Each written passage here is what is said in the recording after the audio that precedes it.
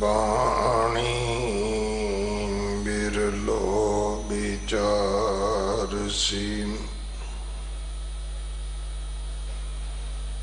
जे को गुरुमुख होए।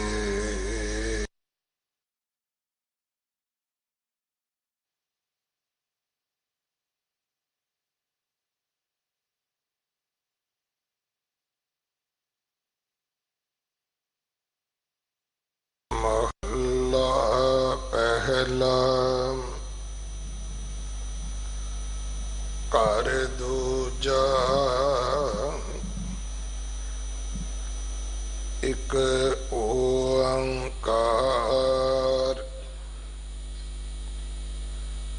सतगुर प्रसाद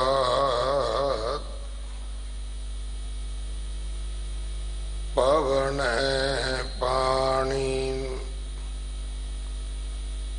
जान जात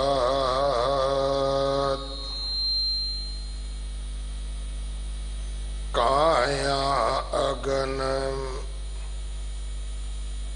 करे निभरात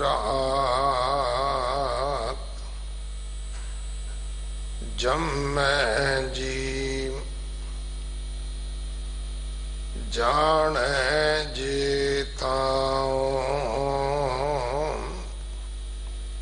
सुरता पंडित ताका नाम गुण गोविंद ना जानिए माए अनडीठा किछ कहन न जाए क्या कर आख वखाणिए माए रहा ऊपर दर असमान प्याल क्यों कर कहिए देहो विचार बिन जिह्वा जो जप आए कोई जाने कैसा नाम कथनी बदनी रह निभरात सो बूझै होवे जिस दात अहनस अंतर रह लिवलाए सोई पुरख जे सच समाए जात कुलीन सेवक जे होए ताका कहना कहो ना कोए विच सनाती सेवक होए नानक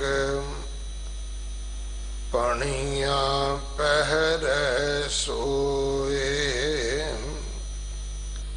विच सनाती सेवक होए नानक पणिया पहर सोए।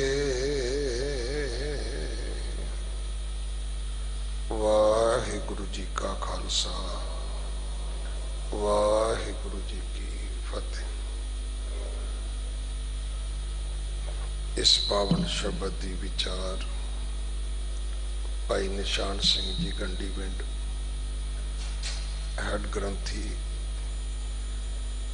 गुरुद्वारा बीड़ बाबा बुढ़ा साहब आप जी नूं सरवण करवाउणगे। गुरु कलगीधर पातशाह जी दे वड्डे साहिबजादियां दा चमकौर साहब का शहीदी जोड़ मेला परसों 23 तरीक नूं है, जो दिल्ली विच गुरुद्वारा दमदमा साहब मनाया जाएगा। छोटे साहिबजादियां दा फतेहगढ़ साहब का शहीदी जोड़ मेला 28 तरीक नूं है, जो गुरुद्वारा माता सुंदरी जी विखे मनाया जाना है। कलगीधर पातशाह गुरु गोबिंद सिंह महाराज जी का पावन पवित्र प्रकाश गुरपुरब 2 जनवरी नूं है। ये हर साल की तरह गुरुद्वारा रकाबगंज साहब भाई लखी शाह वणजारा हाल अंदर मनाया जाना है। इस उपलक्ष्य विच नगर कीर्तन अगले ऐतवार 29 दिसंबर वाले दिन होवेगा, जो रकाबगंज साहब तो सवेरे आरंभ होके गुरुद्वारा फतेहनगर पहुंचेगा। 31 दिसंबर शाम के विशेष समागम 6 बजे तो लैके रात 12 बजे तक सारे इतिहासक गुरुद्वारियां विच सजणगे। आप जी ने सेवा करके हाजरियां भर के गुरु की बख्शिशां प्राप्त करनियां। वलंटियर सेवा वास्ते आप जी अपना नाम, टेलीफोन नंबर, फोटो, पहचान पत्र की कापी दे के सेवा लै सकते हो। जो 550 बच्चे अडाप्ट किए जा रहे हैं, जोड़ा घर के बाहर काउंटर बने हैं, उत्थे आप जी सेवा दे सकते हो। अगले समय वास्ते गुरबाणी विचार सरवण करिए जी। वाहिगुरु जी का खालसा, वाहिगुरु जी की फतेह। तेरे कौन कवन गुण कहे कहे गावा, तू साहिब गुणी निधाना।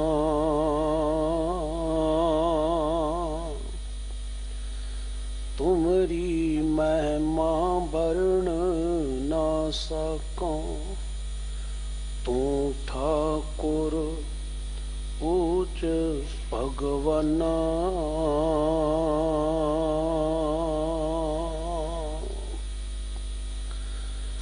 निरंकारी निरंजनी जोत साहिब श्री गुरु नानक देव महाराज जी दे 8वें ज्योति स्वरूप बाला प्रीतम साहिब श्री गुरु हरकृष्ण साहिब महाराज जी दी मुकद्दस चरण छो प्राप्त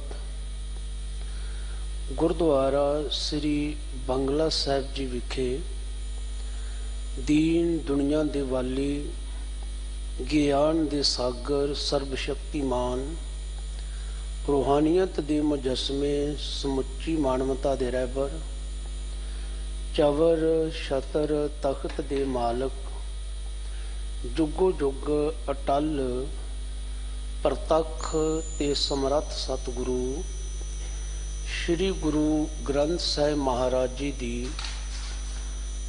मुकद्दस हजूरी दा आनंद मान रहे परम सन्मानयोग सत संगी जनों, वाहिगुरु अकाल पुरख जी दी अपार बख्शिश दे सदका अमृतमयी गुरबाणी दे पाठ उपरंत आसा की वार दे शब्द कीर्तन होए हैं और जो भी सतगुरां दी कृपा नूं प्राप्त करदियां धन श्री गुरु ग्रंथ साहिब महाराज जी दी लड़ीवार शब्द विचार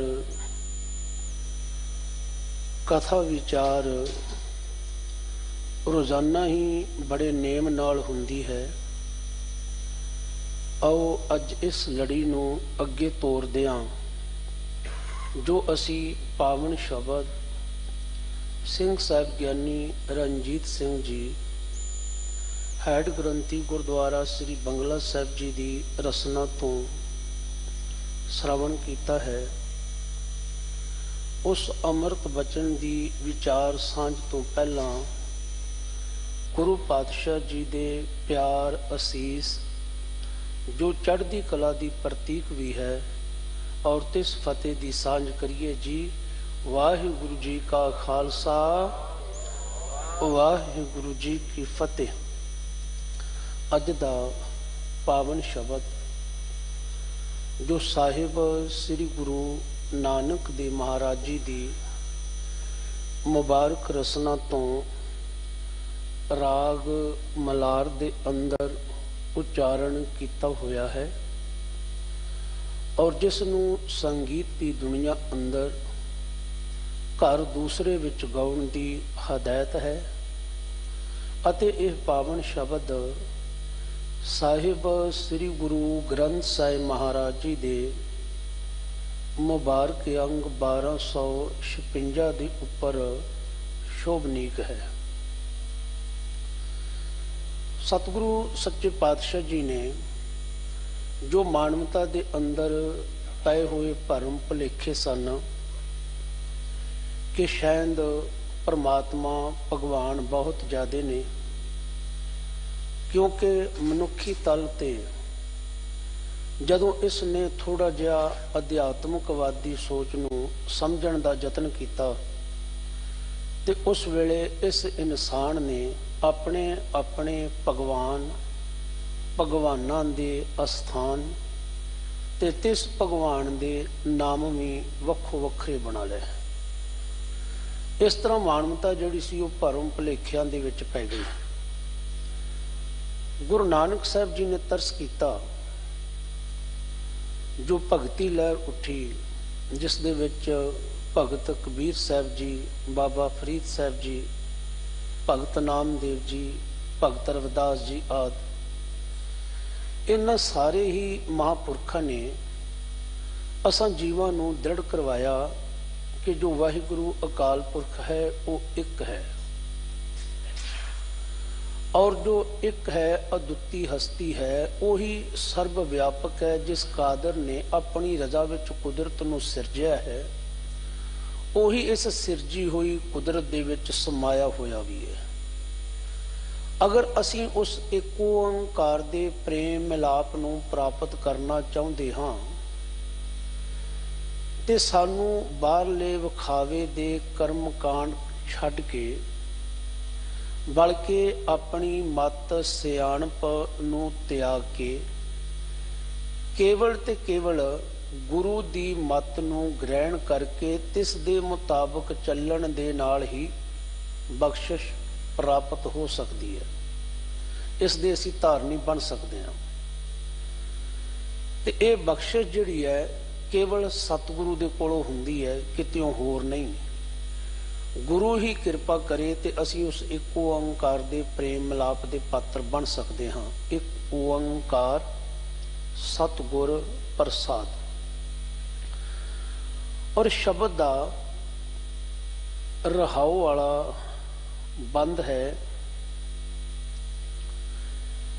ਗੁਣ ਗੋਬਿੰਦ ਨਾ ਜਾਣੀਏ ਮਾਏ, ਅਣਡੀਠਾ ਕਿਛ ਕਹਿਣ ਨਾ ਜਾਏ, ਕਿਆ ਕਰ ਆਖ ਵਖਾਣੀਏ ਮਾਏ ਰਹਾਉ। ਜੋ ਗੋਬਿੰਦ ਹੈ, ਜੋ ਸਾਰੀ ਧਰਤੀ ਦਾ ਆਸਰਾ ਹੈ, ਜੋ ਅਕਥ ਹੈ, ਜਿਸ ਦੇ ਅਸੀਂ ਸਾਰੇ ਗੁਣਾਂ ਨੂੰ ਮੁਕੰਮਲ ਰੂਪ ਦੇ ਵਿੱਚ ਬਿਆਨ ਨਹੀਂ ਕਰ ਸਕਦੇ। ਅਸੀਂ ਉਸ ਦੇ ਗੁਣਾਂ ਨੂੰ ਕਿਹੜੇ ਢੰਗ ਦੇ ਨਾਲ ਜਾਣ ਸਕਦੇ ਹਾਂ, ਸਮਝ ਸਕਦੇ ਹਾਂ। ਹੁਣ ਦੇਖੋ, ਜਦੋਂ ਅਸੀਂ ਮੂਲ ਮੰਤਰ ਬਲਕਿ ਇੱਕ ਓੰਕਾਰ ਤੋਂ ਲੈ ਕੇ ਗੁਰਪ੍ਰਸਾਦ ਤੱਕ ਬੜੇ ਪਿਆਰ ਅਦਬ ਸਤਿਕਾਰ ਦੇ ਸਹਿਤ ਪੜ੍ਹਦੇ, ਵਿਚਾਰਦੇ, ਸੁਣਦੇ, ਅਮਲ ਵਿੱਚ ਲਿਆਉਣੇ ਆ ਤੇ ਸਾਡੀ ਸਮਝ ਦੇ ਵਿੱਚ ਪੈ ਜਾਂਦਾ ਹੈ ਕਿ ਜੋ ਇੱਕ ਓੰਕਾਰ ਹੈ ਉਸ ਦਾ ਨਾਮ ਸਦੀਮ ਹੋਂਦ ਵਾਲਾ ਹੈ, ਉਹੀ ਸਾਰੇ ਜਗਤ ਦਾ ਕਰਤਾ ਹੈ ਔਰ ਸਰਬ ਵਿਆਪਕ ਹੈ। ਉਹ ਕਿਸੇ ਦੇ ਕੋਲੋਂ ਡਰਦਾ ਵੀ ਨਹੀਂ ਹੈ, ਉਹਦਾ ਕਿਸੇ ਦੇ ਨਾਲ ਕੋਈ ਵੈਰ ਵੀ ਨਹੀਂ ਹੈ। ਉਸ ਦੇ ਸਰੂਪ ਦੇ ਉੱਪਰ ਮੌਤ ਸਮੇਂ ਦਾ ਪ੍ਰਭਾਵ ਵੀ ਕੋਈ ਨਹੀਂ ਹੈ, ਕਿਉਂਕਿ ਉਹ ਜੂਨਾਂ ਵਿੱਚ ਨਹੀਂ ਆਉਂਦਾ, ਇਸ ਦਾ ਪ੍ਰਕਾਸ਼ ਆਪਣੇ ਆਪ ਤੋਂ ਹੋਇਆ ਹੈ। ਅਗਰ ਅਸੀਂ ਇਸ ਮੂਲ ਮੰਤਰ ਦੇ ਧਾਰਨੀ ਬਣਦੇ ਹਾਂ, ਜਿਵੇਂ ਸਤਿਗੁਰਾਂ ਨੇ ਸਾਡੇ ਉੱਪਰ ਬਹੁਤ ਵੱਡਾ ਤਰਸ ਕੀਤਾ ਹੈ, ਗੁਰਬਾਣੀ ਦੇ ਇੱਕ ਇੱਕ ਸ਼ਬਦ ਦੇ ਰਾਹੀਂ ਬੜੇ ਹੀ ਸਰਲ ਔਰ ਬੜੇ ਹੀ ਸੁਖੈਨ ਢੰਗ ਦੇ ਨਾਲ ਵਾਹਿਗੁਰੂ ਅਕਾਲ ਪੁਰਖ ਜੀ ਦੇ ਗੁਣਾਂ ਦੀ ਸਾਂਝ ਬਖਸ਼ਦਿਆਂ ਹੋਇਆਂ ਸਾਨੂੰ ਪਰਮੇਸ਼ਰ ਵਿੱਚ ਅਭੇਦ ਹੋਣ ਦੀ ਜੀਵਨ ਜੁਗਤ ਦੱਸੀ ਹੈ। ਅਸੀਂ ਉਸ ਮਾਲਕ ਦੇ ਗੁਣਾਂ ਨੂੰ ਕਿਵੇਂ ਬਿਆਨ ਕਰ ਸਕੀਏ, ਕਿਵੇਂ ਜਾਣਿਆ ਜਾ ਸਕਦਾ ਹੈ, ਕਿਉਂਕਿ ਅਣਡੀਠਾ ਕਿਛ ਕਹਿਣ ਨਾ ਜਾਏ। ਅਸੀਂ ਉਸ ਨੂੰ ਵੇਖਿਆ ਹੀ ਨਹੀਂ ਹੈ, ਤੇ ਜਿਹਨੂੰ ਅਸੀਂ ਵੇਖਿਆ ਹੀ ਨਹੀਂ ਹੈ ਉਹਦੇ ਗੁਣਾਂ ਨੂੰ ਕਿਵੇਂ ਬਿਆਨ ਕਰ ਸਕਦੇ ਹਾਂ। ਮੰਨ ਲਓ ਕੋਈ ਵਿਅਕਤੀ ਹੈ, ਅਸੀਂ ਉਹਨੂੰ ਵੇਖਿਆ ਹੀ ਨਹੀਂ, ਅਸੀਂ ਉਹਦੇ ਨਾਲ 2 ਘੜੀਆਂ ਬੈਠੇ ਨਹੀਂ, ਅਸੀਂ ਕਿਵੇਂ ਦੱਸ ਸਕਦੇ ਹਾਂ ਕਿ ਉਹਦਾ ਸੁਭਾਅ ਕਿਹੋ ਜਿਹਾ ਹੈ। ਅਗਰ ਅਸੀਂ ਕਿਸੇ ਨੂੰ ਵੇਖਿਆ ਹੈ, ਅਸੀਂ ਉਹਦੇ ਨੈਣ ਨਕਸ਼ ਦੱਸ ਸਕਦੇ ਹਾਂ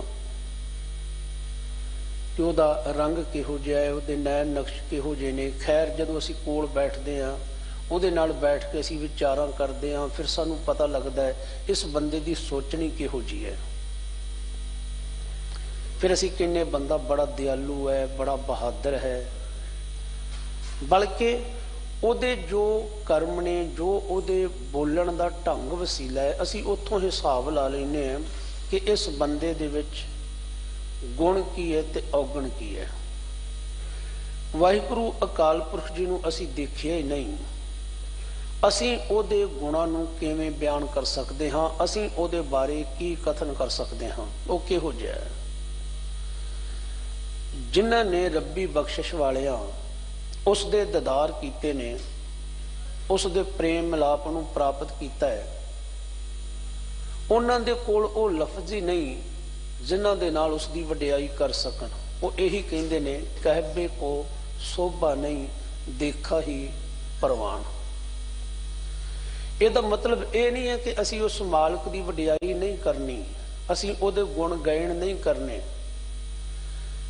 ਜਿੰਨੀ ਕੁ ਵੀ ਮਾਲਕ ਵਾਹਿਗੁਰੂ ਅਕਾਲ ਪੁਰਖ ਜੀ ਨੇ ਸਾਨੂੰ ਬੁੱਧੀ ਦਿੱਤੀ ਹੈ, ਸਮਝ ਦਿੱਤੀ ਹੈ, ਇਸ ਦੇ ਮੁਤਾਬਕ ਅਸੀਂ ਵਾਹਿਗੁਰੂ ਅਕਾਲ ਪੁਰਖ ਜੀ ਦੀ ਵਡਿਆਈ ਕਰਨੀ ਹੈ, ਸੋਭਾ ਕਰਨੀ ਹੈ, ਔਰ ਇਹ ਸੋਭਾ, ਇਹ ਬਖਸ਼ਿਸ਼ ਵੀ ਸਾਨੂੰ ਗੁਰੂ ਦੇ ਰਾਹੀਂ ਪ੍ਰਾਪਤ ਹੋਵੇਗੀ, ਕਿਉਂਕਿ ਗੁਰੂ ਸਾਨੂੰ ਜਾਣੂ ਕਰਵਾਈ ਜਾਏਗਾ।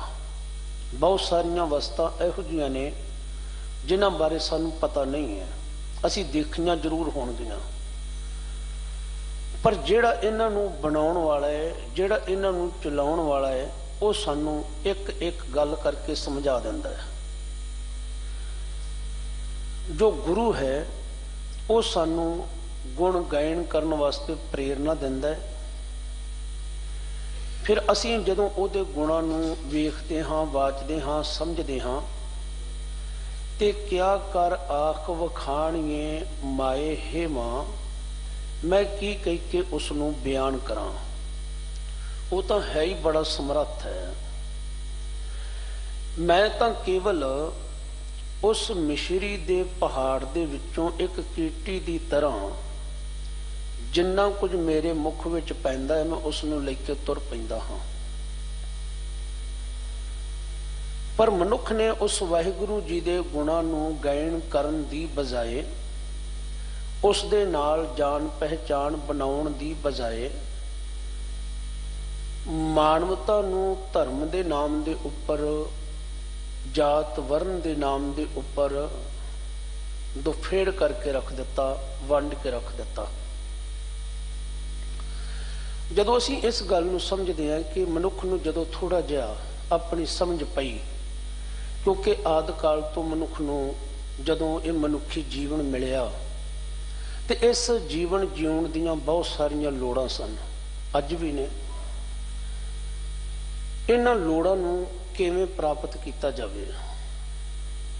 ਮਨੁੱਖ ਕੋਲ ਤਾਕਤ ਵੀ ਸੀ, ਪਰ ਜਦੋਂ ਸਾਨੂੰ ਪਤਾ ਹੀ ਨਹੀਂ ਹੈ ਕਿ ਚੰਗਾ ਕੀ ਹੈ, ਮੰਦਾ ਕੀ ਹੈ, ਕਿਹੜਾ ਸਾਡੇ ਵਾਸਤੇ ਫਾਇਦੇਦਾਇਕ ਹੈ ਤੇ ਕਿਹੜਾ ਸਾਡੇ ਵਾਸਤੇ ਨੁਕਸਾਨਦਾਇਕ ਹੈ। ਮਨੁੱਖ ਨੂੰ ਜਦੋਂ ਪਤਾ ਚੱਲਿਆ, ਇਸ ਨੇ ਦੂਸਰਿਆਂ ਦੇ ਪਾਸੋਂ ਇਸ ਕਾਰਜ ਨੂੰ ਕਰਵਾਉਣਾ ਸ਼ੁਰੂ ਕਰ ਲਿਆ। ਬਲਕਿ ਜੁਗਤੀ ਦਾ ਪਤਾ ਚੱਲ ਗਿਆ, ਪਰ ਇੰਜ ਸਮਝ ਲਿਆ ਕਿ ਮੈਨੂੰ ਪਤਾ ਚੱਲ ਗਿਆ ਇਹ ਕੰਮ ਮੈਂ ਨਹੀਂ ਕਰਾਂਗਾ, ਇਸ ਨੂੰ ਦੂਸਰਾ ਕਰੇਗਾ। ਫਿਰ ਇਸ ਨੇ ਆਪਣੀ ਸ਼ਬਦਾਵਲੀ ਨੂੰ ਸਮਝਾਉਣ ਦੇ ਵਾਸਤੇ, ਦੂਸਰੇ ਨਾਲ ਗੱਲ ਕਰਨ ਵਾਸਤੇ ਅੱਖਰਾਂ ਨੂੰ ਜਨਮ ਦਿੱਤਾ, ਭਾਸ਼ਾਵਾਂ ਨੂੰ ਜਨਮ ਦਿੱਤਾ। ਬੋਲ ਕੇ, ਲਿਖ ਕੇ ਗਾਈਡ ਕਰਨਾ ਕਿ ਤੁਸੀਂ ਇੰਜ ਨਹੀਂ ਇੰਜ ਕਰਨਾ ਹੈ। ਜਿਨ੍ਹਾਂ ਦੇ ਕੋਲ ਇਹ ਢੰਗ ਦੱਸਣ ਦਾ ਤਰੀਕਾ ਆ ਗਿਆ, ਜਿਨ੍ਹਾਂ ਨੂੰ ਇਹ ਸਮਝ ਪੈ ਗਈ, ਉਹ ਆਪਣੇ ਆਪ ਦੇ ਵਿੱਚ ਪੰਡਤ ਅਖਵਾਉਣ ਲੱਗ ਪਿਆ, ਵਿਦਵਾਨ ਅਖਵਾਉਣ ਲੱਗ ਪਿਆ, ਬ੍ਰਾਹਮਣ ਅਖਵਾਉਣ ਲੱਗ ਪਿਆ। ਉਹਦਾ ਕੰਮ ਸਿਰਫ ਜੁਗਤੀ ਦੱਸਣਾ ਸੀ, ਉਹਦੇ ਮੁਤਾਬਕ ਉਸਦੇ ਹੇਠਲੇ ਕੰਮ ਕਰਨ ਵਾਲੇ ਸੀ। ਹੁਣ ਇਹ ਕਾਰਜ ਬਹੁਤ ਸਾਰੇ ਇਹੋ ਜਿਹੇ ਸੀ ਜਿਨ੍ਹਾਂ ਨੂੰ ਇਕੱਲਾ ਜਣਾ ਨਹੀਂ ਸੀ ਕਰ ਸਕਦਾ, ਤੇ ਬਹੁਤ ਸਾਰੀਆਂ ਹੋਰ ਦੁਸ਼ਵਾਰੀਆਂ, ਮੁਸ਼ਕਲਾਂ ਵੀ ਸੀ, ਉਹਨਾਂ ਤੋਂ ਬਚਣ ਵਾਸਤੇ ਵੀ ਲੋੜ ਸੀ। ਤੇ ਜਿਹੜੇ ਰੱਖਿਅਕ ਬਣਾ ਲਏ ਕਿ ਤੁਸੀਂ ਸਾਡੀ ਸੁਰੱਖਿਆ ਕਰਨੀ ਹੈ, ਅਸੀਂ ਇਸ ਕੰਮ ਨੂੰ ਇਉਂ ਕਰ ਸਕਦੇ ਹਾਂ, ਉਸ ਵਿਅਕਤੀ ਨੂੰ ਇਸ ਨੇ ਖੱਤਰੀ ਦਾ ਨਾਮ ਦੇ ਦਿੱਤਾ, ਇਹ ਸਾਡੀ ਰੱਖਿਆ ਕਰੇਗਾ। ਔਰ ਜਿਹੜਾ ਕੰਮ ਕਰ ਸਕਦਾ ਸੀ, ਜਿਹਨੂੰ ਜੁਗਤੀ ਦੱਸੀ ਸੀ ਕਿ ਤੂੰ ਇਸ ਬੀਜ ਨੂੰ ਕਿਵੇਂ ਧਰਤੀ ਵਿੱਚ ਬੀਜਣਾ ਹੈ ਤੇ ਕਿਵੇਂ ਇਸ ਦੇ ਝਾੜ ਨੂੰ ਪ੍ਰਾਪਤ ਕਰਨਾ ਹੈ, ਉਸ ਨੂੰ ਵੈਸ਼ ਦਾ ਨਾਮ ਦੇ ਦਿੱਤਾ। ਤੇ ਇਹ ਜਿਹੜਾ ਬ੍ਰਾਹਮਣ, ਖੱਤਰੀ ਤੇ ਵੈਸ਼ ਸੀ, ਇਹਨਾਂ ਤਿੰਨਾਂ ਦੀ ਸੇਵਾ ਕਰਨ ਵਾਲਾ ਜਿਹੜਾ ਵਿਅਕਤੀ ਸੀ, ਉਸ ਨੂੰ ਸ਼ੂਦਰ ਕਹਿ ਦਿੱਤਾ। ਇਸ ਤਰ੍ਹਾਂ ਕੁਝ ਸ਼ੈਤਾਨੀ ਦਿਮਾਗ ਵਾਲਿਆਂ ਨੇ ਭੋਲੀ ਭਾਲੀ ਮਾਨਵਤਾ ਨੂੰ ਵਰਨ ਵੰਡ, ਜਾਤ ਵੰਡ ਦੇ ਵਿੱਚ ਧਕੇਲ ਦਿੱਤਾ। ਅੱਜ ਵੀ ਹੈ। ਸਤਿਗੁਰਾਂ ਨੇ ਅੱਜ ਦੇ ਮੁਬਾਰਕ ਸ਼ਬਦ ਦੇ ਪਹਿਲੇ ਬੰਦ ਰਾਹੀਂ ਕਿਰਪਾ ਕੀਤੀ ਹੈ ਕਿ ਪਵਣੇ ਪਾਣੀ ਜਾਣੇ ਜਾਤ। ਵੈਸੇ ਪ੍ਰੋਫੈਸਰ ਸਾਹਿਬ ਸਿੰਘ ਜੀ ਨੇ ਇਸ ਦੇ ਅਰਥ ਇਉਂ ਕੀਤੇ ਹੋਏ ਨੇ ਕਿ ਜਿਸ ਨੇ ਹਵਾ ਪਾਣੀ ਬਣਾਇਆ ਹੋਇਆ ਹੈ ਉਸ ਨੂੰ ਜਾਣਨਾ। ਪਰ ਜਦੋਂ ਅਸੀਂ ਸਾਰੇ ਸ਼ਬਦ ਦੇ ਭਾਵ ਨੂੰ ਸਮਝਦੇ ਹਾਂ, ਮੇਰੇ ਕਹਿਣ ਦਾ ਮਤਲਬ ਇਹ ਨਹੀਂ ਕਿ ਪ੍ਰੋਫੈਸਰ ਸਾਹਿਬ ਸਿੰਘ ਜੀ ਨੇ ਅਰਥ ਗਲਤ ਕੀਤੇ ਨੇ, ਕਿਉਂਕਿ ਜ਼ਿਆਦਾਤਰ ਸਾਡੀ ਕੋਸ਼ਿਸ਼ ਹੁੰਦੀ ਹੈ ਅਸੀਂ ਦੂਜੇ ਜਣੇ ਨੂੰ ਰਿਜੈਕਟ ਕਰਦੇ ਜਾਈਏ ਤੇ ਆਪਣੇ ਆਪ ਨੂੰ ਬੜੇ ਸਿਆਣੇ ਅਖਵਾਉਂਦੇ ਜਾਈਏ। ਕਿਉਂਕਿ ਜੋ ਸਤਿਗੁਰਾਂ ਦੀ ਬਾਣੀ ਹੈ, ਸਾਹਿਬ ਮੇਰਾ ਨੀਤ ਨਵਾਂ, ਜਿੰਨੀ ਵਾਰ ਵੀ ਅਸੀਂ ਪਿਆਰ, ਅਦਬ, ਸਤਿਕਾਰ, ਪਿਆਰ ਵਿਚਾਰ ਸਹਿਤ ਪੜ੍ਹਦੇ ਜਾਂਦੇ ਹਾਂ, ਤਿਵੇਂ ਤਿਵੇਂ ਸਾਨੂੰ ਸਮਝ ਪਈ ਜਾਂਦੀ ਹੈ, ਨਹੀਂ ਜਿਹੜੀ ਮੈਂ ਪਹਿਲਾਂ ਵਿਚਾਰ ਕੀਤੀ ਸੀ ਉਹ ਇਸ ਤਰ੍ਹਾਂ ਨਹੀਂ ਸੀ, ਉਹ ਇਸ ਤਰ੍ਹਾਂ ਬਣਦੀ ਹੈ। ਸੁਭਾਵਕ ਹੈ। ਇਹਨਾਂ ਲੋਕਾਂ ਨੇ ਇਹ ਤਾਂ ਜਾਣ ਲਿਆ ਕਿ ਇਹ ਸ੍ਰਿਸ਼ਟੀ ਜਿਹੜੀ ਹੈ, ਇਹ ਮਨੁੱਖ ਜਿਹੜਾ ਹੈ, ਇਹ 5 ਤੱਤਾਂ ਦਾ ਬਣਿਆ ਹੋਇਆ ਹੈ। ਇਹ ਤੇ ਜਾਣ ਲਿਆ ਕਿ ਜਗਤ ਦੇ ਕਰਤਾ ਨੇ 5 ਤੱਤਾਂ ਦੀ ਇਹ ਸ੍ਰਿਸ਼ਟੀ ਰਚੀ ਹੋਈ ਹੈ, ਇਹ ਜੀਵ ਜੰਤੂਆਂ ਦੀ ਰਚਨਾ ਕੀਤੀ ਹੈ, ਤੇ 6ਵਾਂ ਉਸਨੇ ਆਪਣੀ ਸਤਾ ਨੂੰ ਵਿੱਚ ਟਿਕਾਇਆ ਹੋਇਆ ਹੈ। ਪਰ ਇਸ ਗੱਲ ਨੂੰ ਸਮਝਣ ਦੀ ਬਜਾਏ ਕਿ ਜੇਕਰ ਵਾਹਿਗੁਰੂ ਅਕਾਲ ਪੁਰਖ ਨੇ ਹਰੇਕ ਮਨੁੱਖ ਨੂੰ 5 ਤੱਤਾਂ ਦਾ ਬਣਾਇਆ ਹੋਇਆ ਹੈ, ਤੇ ਫਿਰ ਇਸ ਮਨੁੱਖ ਦੀ ਜਾਤ ਉੱਚੀ ਕਿਵੇਂ ਹੋ ਗਈ ਤੇ ਇਸ ਮਨੁੱਖ ਦੀ ਜਾਤ ਨੀਵੀਂ ਕਿਵੇਂ ਹੋ ਗਈ? ਹਵਾ ਦੀ ਕੋਈ ਜਾਤ ਨਹੀਂ ਹੁੰਦੀ, ਹਵਾ ਦੀ ਕੋਈ ਜਾਤ ਨਹੀਂ ਹੁੰਦੀ, ਪਾਣੀ ਦੀ ਵੀ ਕੋਈ ਜਾਤ ਨਹੀਂ ਹੁੰਦੀ, ਧਰਤੀ ਦੀ ਵੀ ਕੋਈ ਜਾਤ ਨਹੀਂ ਹੈ, ਆਕਾਸ਼ ਦੀ ਵੀ ਕੋਈ ਜਾਤ ਨਹੀਂ ਹੈ ਤੇ ਅੱਗ ਦੀ ਵੀ ਕੋਈ ਜਾਤ ਨਹੀਂ ਹੈ। ਇਹ ਪੰਜ ਤੱਤ ਵਰਤੋਂ ਵਿੱਚ ਆਉਂਦੇ ਨੇ। ਜਦੋਂ ਅਸੀਂ ਇਹਨਾਂ ਦੇ ਸੰਤੁਲਨ ਨੂੰ ਬਣਾਈ ਰੱਖਦੇ ਹਾਂ, ਸਾਡੇ ਬਹੁਤ ਸਾਰੇ ਕਾਵਿ ਸਵਾਰਦੇ ਵੀ ਨੇ। ਅਗਰ ਇਹਨਾਂ ਦੀ ਥੋੜੀ ਘਾਟ ਮਹਿਸੂਸ ਹੋਵੇ ਜਾਂ ਲੋੜ ਤੋਂ ਵੱਧ ਪ੍ਰਾਪਤੀ ਹੋ ਜਾਵੇ, ਨੁਕਸਾਨਦਾਇਕ ਵੀ ਨੇ। ਉਹ ਇਹ ਨਹੀਂ ਸੋਚਦੇ ਕਿ ਇਹ ਅਮੀਰ ਹੈ, ਇਹਨੂੰ ਮੈਂ ਛੱਡਣਾ ਹੈ, ਇਹ ਗਰੀਬ ਹੈ, ਇਹਨੂੰ ਮੈਂ ਖਤਮ ਕਰਨਾ ਹੈ। ਬਲਕਿ ਜੋ ਵਾਹਿਗੁਰੂ ਜੀ ਦੀ ਰਜ਼ਾ ਦੇ ਵਿੱਚ ਰਚੇ ਹੋਏ ਇਹ ਪੰਜੇ ਹੀ ਤੱਤ ਨੇ, ਇਹਨਾਂ ਦੀ ਕੋਈ ਜਾਤ ਨਹੀਂ ਹੈ। ਅੱਜ ਵੀ ਦੇਖੋ, ਇਹਨੂੰ ਸੌਖੇ ਢੰਗ ਨਾਲ ਅਸੀਂ ਸਮਝ ਲਈਏ। ਕੋਈ ਸਾਡਾ ਪਰਿਵਾਰਕ ਰਿਸ਼ਤੇਦਾਰ ਹਸਪੀਟਲ ਬੈੱਡ ਤੇ ਪਿਆ ਹੋਵੇ, ਉਹਨੂੰ ਬਲੱਡ ਦੀ ਲੋੜ ਹੋਵੇ ਤੇ ਅਸੀਂ ਬਲੱਡ ਬੈਂਕ ਵਿੱਚ ਜਾਂਦੇ ਹਾਂ। ਪਰ ਇਹ ਤੇ ਅਸੀਂ ਕਹਿ ਸਕਦੇ ਹਾਂ ਕਿ ਸਾਨੂੰ A ਪੋਜ਼ਿਟਿਵ ਚਾਹੀਦਾ ਹੈ ਖੂਨ, ਜਾਂ B ਪੋਜ਼ਿਟਿਵ ਚਾਹੀਦਾ ਹੈ, ਗਰੁੱਪ ਦੱਸ ਸਕਦੇ ਹਾਂ। ਪਰ ਅਸੀਂ ਇਹ ਨਹੀਂ ਕਹਿੰਦੇ ਕਿ ਖੂਨ ਕਿਹੜੀ ਜਾਤ ਦਾ ਹੋਣਾ ਚਾਹੀਦਾ ਹੈ। ਖੂਨ ਕਿਹੜੀ ਜਾਤ ਦਾ ਹੋਣਾ ਚਾਹੀਦਾ ਹੈ। ਜਦੋਂ ਕੋਈ ਉੱਥੇ ਗੱਲ ਕਰੇਗਾ ਵੀ ਨਾ ਜੀ ਕਿਹੜੀ ਜਾਤ ਦਾ ਚਾਹੀਦਾ, ਅਸੀਂ ਕਹਾਂਗੇ ਤੁਸੀਂ ਪਾਗਲ ਹੋ, ਖੂਨ ਤਾਂ ਖੂਨ ਹੀ ਹੁੰਦਾ ਹੈ, ਇਹਦੇ ਵਿੱਚ ਜਾਤ ਵਾਲੀ ਕਿਹੜੀ ਗੱਲ ਹੋਈ। ਹਵਾ, ਪਾਣੀ, ਧਰਤੀ, ਆਕਾਸ਼, ਅੱਗ, ਇਹਨਾਂ ਦੀ ਕੋਈ ਜਾਤ ਨਹੀਂ। ਔਰ ਇਸੇ ਹੀ ਤਰ੍ਹਾਂ ਖੂਨ ਦੀ ਵੀ ਕੋਈ ਜਾਤ ਨਹੀਂ। ਹੋਰ ਵੀ ਸੌਖੇ ਢੰਗ ਨਾਲ ਸਮਝੀਏ, ਅਸੀਂ ਟ੍ਰੇਨ ਦੇ ਵਿੱਚ ਜਾਂ ਬਾਈ ਏਅਰ ਸਫ਼ਰ ਕਰਦੇ ਹਾਂ। ਅਗਰ ਅਸੀਂ ਕੁਝ ਖਾਂਦੇ ਪੀਂਦੇ ਹਾਂ, ਸਾਨੂੰ ਨਹੀਂ ਪਤਾ ਇਸ ਨੂੰ ਬਣਾਉਣ ਵਾਲਾ ਕੌਣ ਸੀ ਔਰ ਵਰਤਾਉਣ ਵਾਲਾ ਕੌਣ ਹੈ। ਇੱਥੇ ਸਾਡੀ ਭੁੱਖ ਦਾ ਸਵਾਲ ਹੈ, ਇੱਥੇ ਸਾਡੀ ਪਿਆਸ ਦਾ ਸਵਾਲ ਹੈ। ਜਿੱਥੇ ਭੁੱਖ ਤੇ ਪਿਆਸ ਹੈ ਉੱਥੇ ਕੋਈ ਜਾਤ ਪਾਤ ਨਹੀਂ। ਵਿਆਹਾਂ ਸ਼ਾਦੀਆਂ ਵਿੱਚ ਜਾਂਦੇ ਆ, ਉਹੀ ਬਰਤਨ ਪਾਣੀ ਵਿੱਚ ਡਬਕੋ ਕੇ ਸਾਫ਼ ਕਰ ਸਾਡੇ ਅੱਗੇ ਰੱਖੇ ਜਾਂਦੇ ਨੇ। ਉਦੋਂ ਅਸੀਂ ਬਹੁਤੀ ਸਵੱਛਤਾ ਵੱਲ ਨੂੰ ਉਡੀਕਦੇ ਨਹੀਂ। ਇਸ ਬਰਤਨ ਵਿੱਚ ਮੇਰੇ ਤੋਂ ਪਹਿਲਾਂ ਪ੍ਰਸ਼ਾਦਾ ਕਿਹਨੇ ਛਕਿਆ ਸੀ, ਚਾਹ ਪਾਣੀ ਕਿਹਨੇ ਛਕਿਆ ਸੀ। ਪਰ ਕੁਝ ਲੋਕਾਂ ਨੇ ਇਸ ਮਾਨਵਤਾ ਨੂੰ ਜ਼ਾਤ ਵਰਨ ਦੇ ਵਿੱਚ ਵੰਡ ਕੇ ਰੱਖ ਦਿੱਤਾ। ਇਹ ਵੀ ਜਾਤ ਓਨੀ ਦੇਰ ਤੱਕ ਹੈ ਜਿੰਨੀ ਦੇਰ ਤੱਕ ਸਾਡੇ ਸਰੀਰ ਦੇ ਅੰਦਰ ਅੱਗ ਹੈ। ਅੱਗ ਦਾ ਮਤਲਬ ਬਲਕਿ ਸਾਡਾ ਸਰੀਰ ਚੱਲਦਾ ਹੈ। ਜਦੋਂ ਬੰਦਾ ਚਲਾਣਾ ਕਰ ਜਾਵੇ ਨਾ, ਉਹਨੂੰ ਕਹਿ ਦਿੰਦੇ ਇਹ ਠੰਡਾ ਹੋ ਗਿਆ ਹੈ, ਆਕੜ ਗਿਆ ਹੈ। ਜਿੰਨੀ ਦੇਰ ਤੱਕ ਸਾਡੇ ਸਰੀਰ ਦੇ ਅੰਦਰ ਅੱਗ ਹੈ, ਗਰਮੀ ਹੈ, ਹੀਟ ਹੈ, ਅਸੀਂ ਚੱਲਦੇ ਹਾਂ, ਸਾਡੇ ਕੋਲ ਜੀਵਨ ਹੈ, ਓਨੀ ਦੇਰ ਤੱਕ ਮਨੁੱਖ ਜਾਤਾਂ ਪਾਤਾਂ ਦੇ ਬੰਧਨਾਂ 'ਚ ਬੱਝਾ ਹੋਇਆ ਹੈ। ਭਗਤ ਕਬੀਰ ਸਾਹਿਬ ਜੀ ਦਾ ਪਾਵਨ ਸ਼ਬਦ ਜੋ ਅਸੀਂ ਕਈ ਵਾਰ ਪੜ੍ਹਿਆ, ਸੁਣਿਆ ਤੇ ਵਿਚਾਰਿਆ ਹੈ ਕਿ ਗਰਭਵਾਸ ਮੇਂ ਕੁਲ ਨਹੀਂ ਜਾਤੀ, ਬ੍ਰਹਮ ਬਿੰਦ ਤੇ ਸਭ ਉਤਪਤੀ। ਜਦੋਂ ਮਨੁੱਖ ਮਾਤ ਗਰਭ ਦੇ ਵਿੱਚ ਹੁੰਦਾ ਹੈ, ਉਹਦੀ ਕੋਈ ਕੁਲ ਨਹੀਂ ਹੈ, ਕੋਈ ਜਾਤ ਨਹੀਂ ਹੈ, ਕੋਈ ਪਤਾ ਵੀ ਨਹੀਂ ਹੈ ਜਾਤ ਕੀ ਹੁੰਦੀ ਹੈ, ਕੁਲ ਕੀ ਹੁੰਦੀ ਹੈ। ਬਸ ਵਿੱਚੋਂ ਗਰਭਾ ਨਿਕਲ ਆਇਆ, ਖਸਮ ਵਿਸਾਰ ਦੁਨੀ ਚਿਤ ਲਾਇਆ, ਫਿਰ ਹੀ ਪਤਾ ਚੱਲਦਾ ਹੈ ਮੈਂ ਕਿਹੜੇ ਵਰਨ ਵਿੱਚ ਪੈਦਾ ਹੋਇਆ, ਕਿਹੜੀ ਕੁਲ ਦੇ ਵਿੱਚ ਪੈਦਾ ਹੋਇਆ। ਗਰਭਵਾਸ ਮੇਂ ਕੁਲ ਨਹੀਂ ਜਾਤੀ, ਬ੍ਰਹਮ ਬਿੰਦ ਤੇ ਸਭ ਉਤਪਤੀ। ਵਾਹਿਗੁਰੂ ਜੀ ਦੀ ਰਜ਼ਾ ਦੇ ਵਿੱਚ ਮਾਤ ਪਿਤਾ ਕਰ ਨਿਮਿਆ, ਤਿਨਾਂ ਦੇ ਸਹਿਯੋਗ ਤੋਂ ਬਣਿਆ ਹੋਇਆ ਇਹ ਸਾਡਾ ਪੰਜ ਭੌਤਿਕ ਸਰੀਰ, ਜਿਸ ਵਿੱਚ ਵਾਹਿਗੁਰੂ ਜੀ ਨੇ ਆਪਣੀ ਜੋਤ ਨੂੰ ਟਿਕਾ ਦਿੱਤਾ। ਕਹੋ ਰੇ ਪੰਡਿਤ ਬਾਮਨ ਕਬ ਕੇ ਹੋਏ, ਬਾਮਨ ਕਹਿ ਕੇ ਜਨਮ ਮਤ ਖੋਏ। ਤੂੰ ਕਦੋਂ ਤੂੰ ਆਪਣੇ ਆਪ ਨੂੰ ਸ੍ਰੇਸ਼ਟ ਮੰਨਣ ਲੱਗ ਪਿਆ ਹੈ, ਕਦੋਂ ਤੂੰ ਆਪਣੇ ਆਪ ਨੂੰ ਉੱਚਾ ਜਾਣਨ ਲੱਗ ਪਿਆ ਹੈ।